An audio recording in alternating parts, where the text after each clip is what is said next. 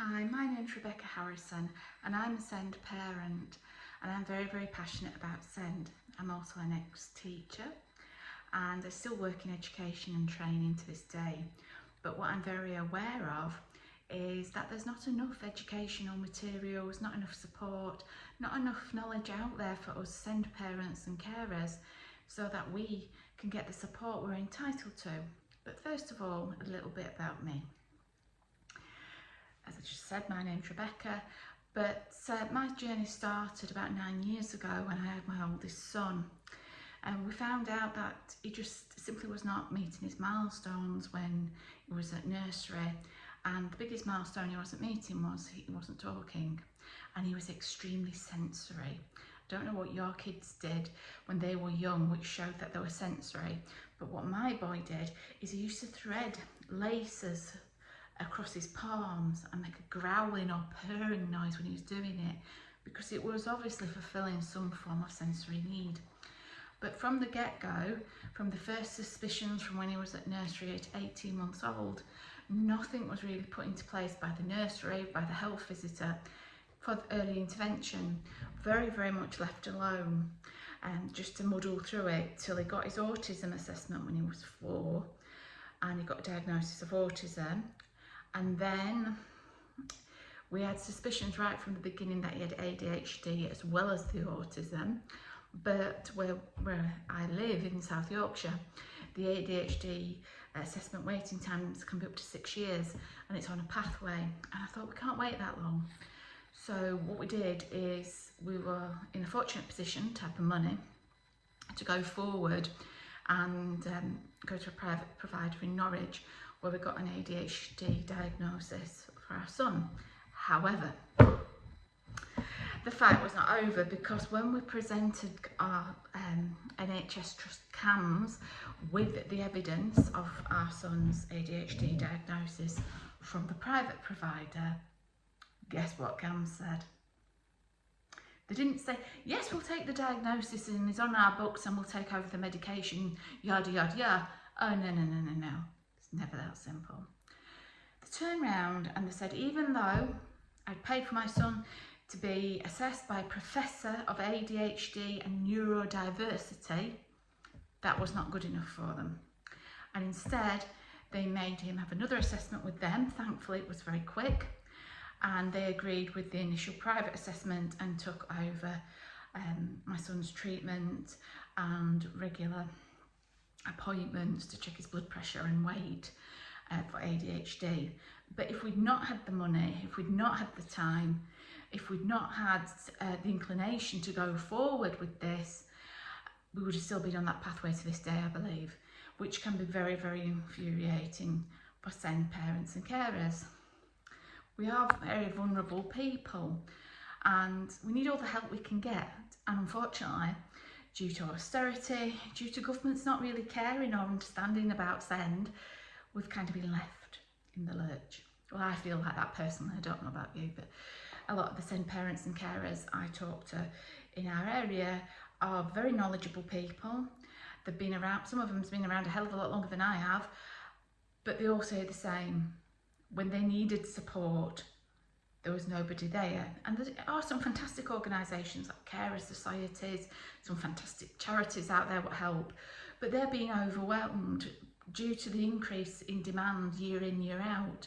And I really believe that that's due to not enough funds being put in mainstream to support students there who perhaps don't need as much support as others so that they can thrive in mainstream, but instead there's not the TAs, because there's a crisis in recruitment for TAs and teachers. There's a crisis in resources and funding, so the help is not there for the kids what could thrive in mainstream, so that they have to then go to a specialist provision because their needs are not being met, and hence the need for specialist provisions goes up. But guess what, we've not had any schools built for 20 odd years for SEND, so they're full to capacity. From an article I read recently, the CEO of a particular academy trust wrote about the fact that his SEND schools are so oversubscribed that they're having to educate children in cupboards. Would you want your child to be educated in cupboards? Where I am, some of the SEN schools are 125% capacity. In my eyes, as both an educator, a parent and a supporter of SEN parent and carers, that no longer makes the school special, does it? Because what makes a school special, what makes a SEN school special, one of the many reasons is the low number of students. That's what makes the school special. Without that, students get looked over, left, not supported enough, cramped, and their needs can no longer be met. And then they have to move to another school, and another school, and another school. So it's very, very hard. And my personal journey, what I'm talking about today, is my son has not had a school to go to since he was 4 years old. Bear in mind, at 4 years old, we've got the EHCP, which is an Education, Health and Care Plan. And that is the gateway, or should be the gateway, to your child getting that additional support so their needs could be met. And my son's EHCP said he needed a SEN provision. He went to a mainstream for a couple of weeks during, I think it was 2020, it was COVID, was still on the back burner, and he didn't like it at all, it didn't meet his needs. So then our local authority said, he needs a SEN school. We've tried mainstream, it's not working. 43 SEN schools later, i.e. me and my husband have visited and looked round 43, yes, 43 SEN schools, and obviously not all of them could meet his needs, and we didn't agree with, you know, that he should be placed at some of them, but none of them offered him a place. And the ones we did want him to offer him a place, even though none of them did, but the few we did want him to offer a place, all said no room at the inn, i.e. they're oversubscribed, they can pick and choose who they want. So the education we've had for Christopher in that time, who's our son, is that we've had something called the EOTAS, which is education other than at school. And when we first started out on this road of EOTAS, it was something very, very rarely heard of. Now it's becoming much more current because local authorities are struggling to place kids who need to be in a SEN school in a SEN school. So EOTAS. An EOTAS package ideally should have tutors, should have therapists, and all the adequate support what's detailed in the EHCP to meet your child's individual needs.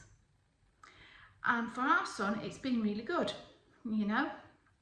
He's got some fantastic tutors, he's got fantastic speech and language therapist, he's got sensory OT support, he's in the past had intensive interaction, all sorts. But that does not stop me wanting him to go to a school.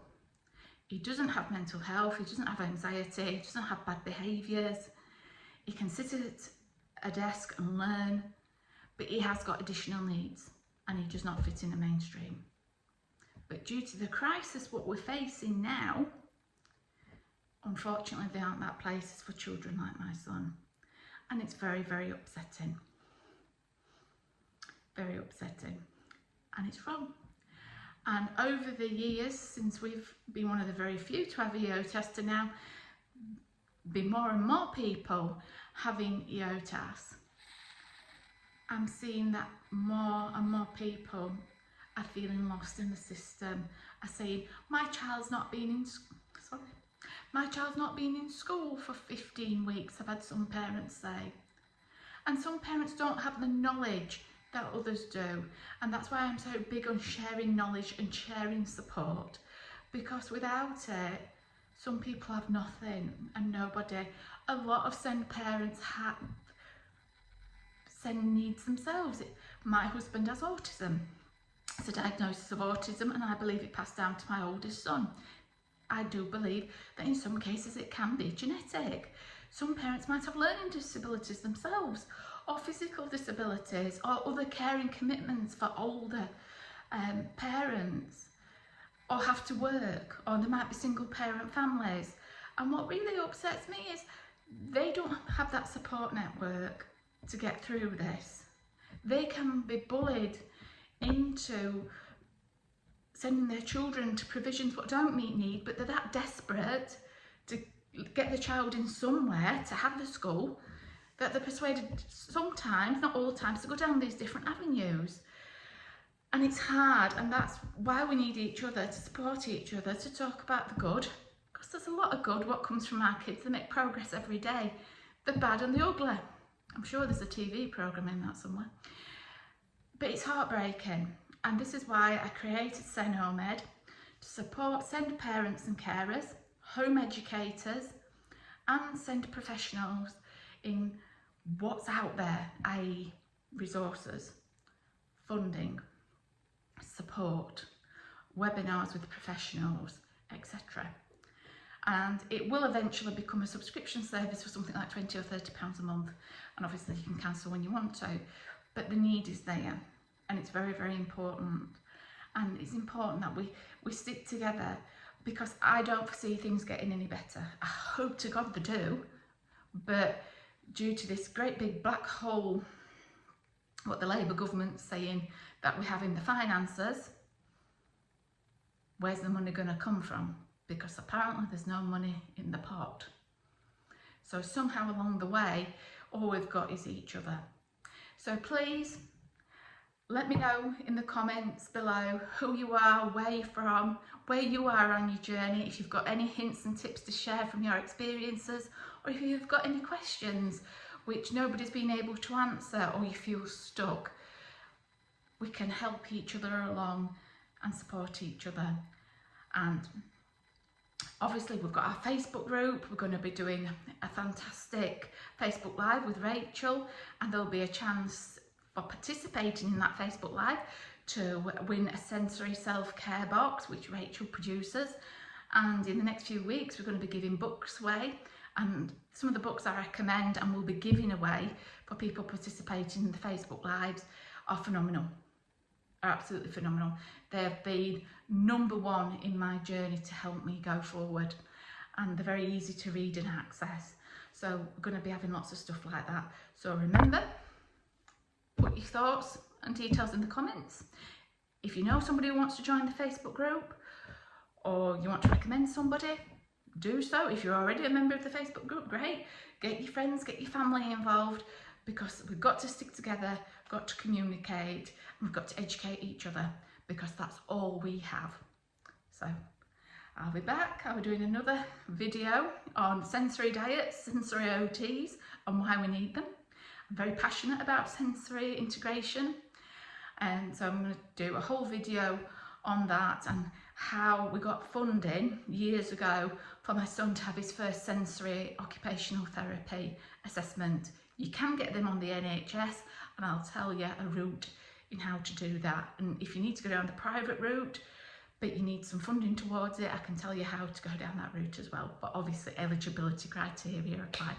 Take care everybody, keep smiling, and remember to comment, to introduce yourselves, ask for support if you need it, share advice if you want to, what's worked for you, what's not worked for you, and above all, like and subscribe.